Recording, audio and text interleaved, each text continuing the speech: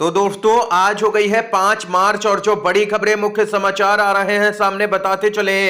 राहुल गांधी का दौरा लगा है बीजेपी के गढ़ में। जी हां दोस्तों, जानेंगे पूरी खबर। इसके साथ ही विधानसभा में बिहार के अंदर भिड़ गए हैं नीतीश कुमार और तेजस्वी यादव आमने सामने। जानेंगे खबर की कैसे नीतीश कुमार की पार्टी जेडीयू और बीजेपी आमने सामने आ चुकी है। सीट बंटवारे को लेकर के फूट नजर आ रही है। इसके साथ ही दोस्तों चुनाव आयोग की नींद उड़ चुकी है। ममता बनर्जी के 24 घंटे के अल्टीमेटम के बाद में नींद खुल चुकी है। चुनाव आयोग की पोल खुलने के डर से बात होगी दोस्तों आगे।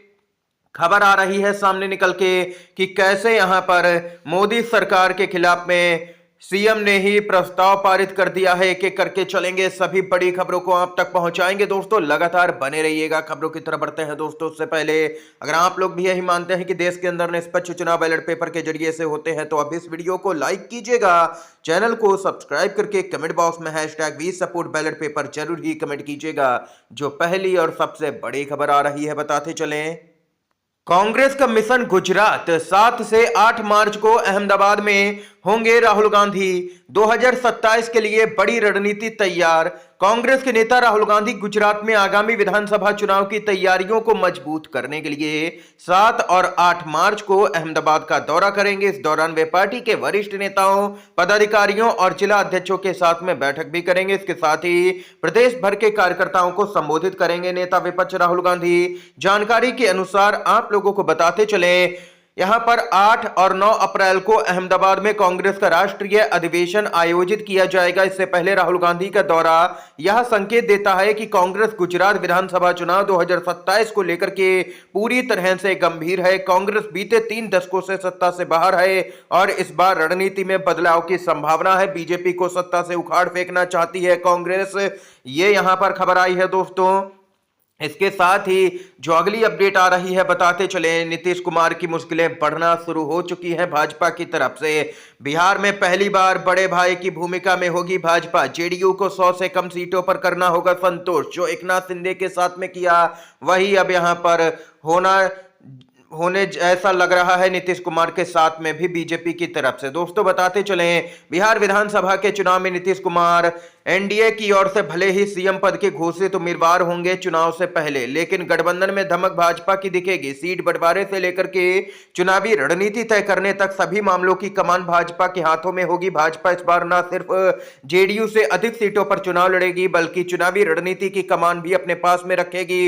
इसके अलावा चुनाव प्रचार की पिच पर पीएम मोदी गठबंधन का मुख्य चेहरा होंगे, नीतीश कुमार नहीं। यानी कि बीजेपी की सीटें ज्यादा आई तो मुख्यमंत्री भी उसी का चुनाव के बाद में बनेगा, ये साफ इशारा कर दिया गया है।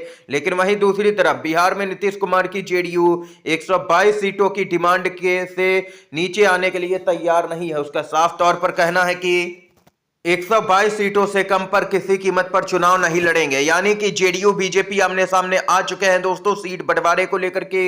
इसके साथ ही जो आप लोगों को खबर आ रही है बताते चले, विजय सिन्हा को देखते हुए तेजस्वी यादव बोले विधानसभा में। विजय सिन्हा ने कहा था कि बिहार में बीजेपी का मुख्यमंत्री बनने पर ही अटल का सपना साकार होगा। इसके बाद तेजस्वी और विजय सिन्हा के बीच में नोकझोंक भी हो गई। जबरदस्त तरीके से तेजस्वी यादव ने बीजेपी नेताओं और जेडीयू नेताओं को जम करके विधानसभा में धोया।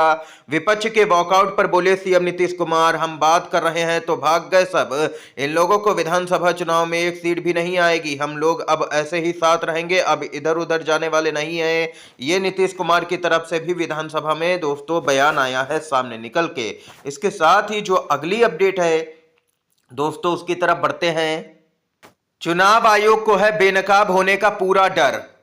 दोस्तों बताते चले, ममता बनर्जी के आरोपों के बाद चुनाव आयोग का बड़ा निर्देश, राज्यों से 31 मार्च तक मांगी गई है एक्शन रिपोर्ट।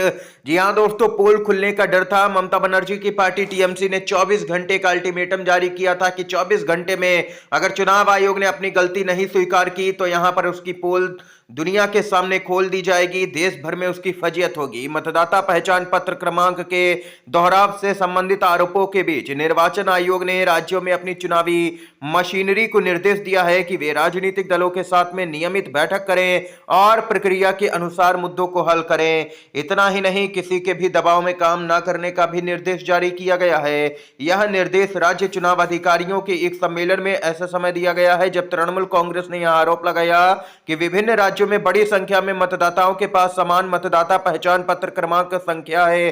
फर्जी वोटर के जरिए बीजेपी चुनाव जीतती है, उसमें मिली भगत है चुनाव आयोग की, ये भी टीएमसी ने आरोप लगाया।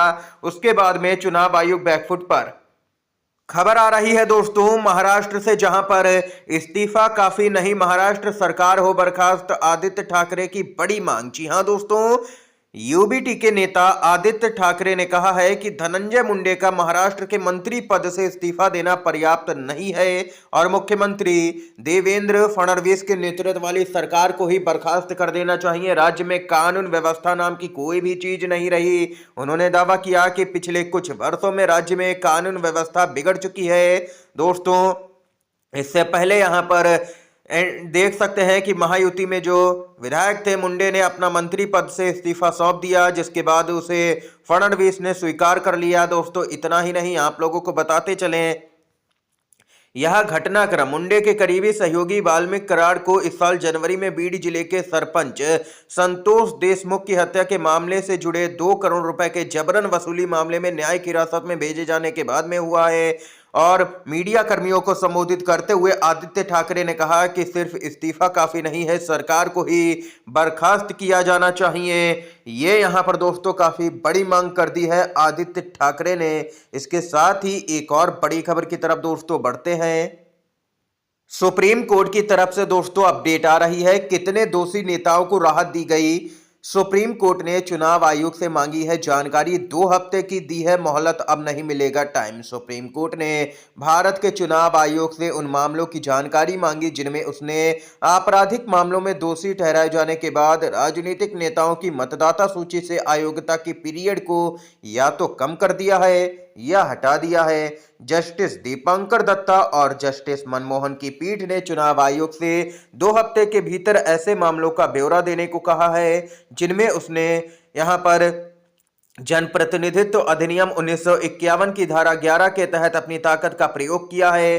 दोस्तों, आप लोगों को बताते चले, सुप्रीम कोर्ट में मामला चल रहा है कि दोषी नेताओं पर क्यों ना आजीवन चुनाव लड़ने पर बैन लगा दिया जाए। सुप्रीम कोर्ट इस मामले को लेकर के काफी सख्त है, लेकिन मोदी सरकार इस बात का कर रही है विरोध। इसके साथ ही दोस्तों खबर आ रही है केरल से सामने निकल के, जहां पर बताते चले आप लोगों को कि मोदी सरकार से टकराने के मूड में है केरल के मुख्यमंत्री पिनराई विजयन। केंद्र सरकार के फैसले के विरोध में ले आए प्रस्ताव। केरल विधानसभा में एक प्रस्ताव पारित किया गया जिसमें केंद्र सरकार से राज्य के तट पर गहरे समुद्र में खनिज खनन की अनुमति देने के अपने कदम को वापस लेने की अपील की गई है। दोस्तों, इस समय की यहाँ पर ये तमाम बड़ी खबरें थी, मुख्य समाचार सामने निकल के आए जो हमने आप तक पहुंचाए दोस्तों इस वीडियो के माध्यम से। दोस्तों, वीडियो अगर आप लोगों को पसंद आया हो तो लाइक कीजिएगा, इन खबरों को शेयर कीजिएगा अपने दोस्तों में, और चैनल पर अगर आप लोग नए हैं तो चैनल को जरूर ही सब्सक्राइब कीजिएगा।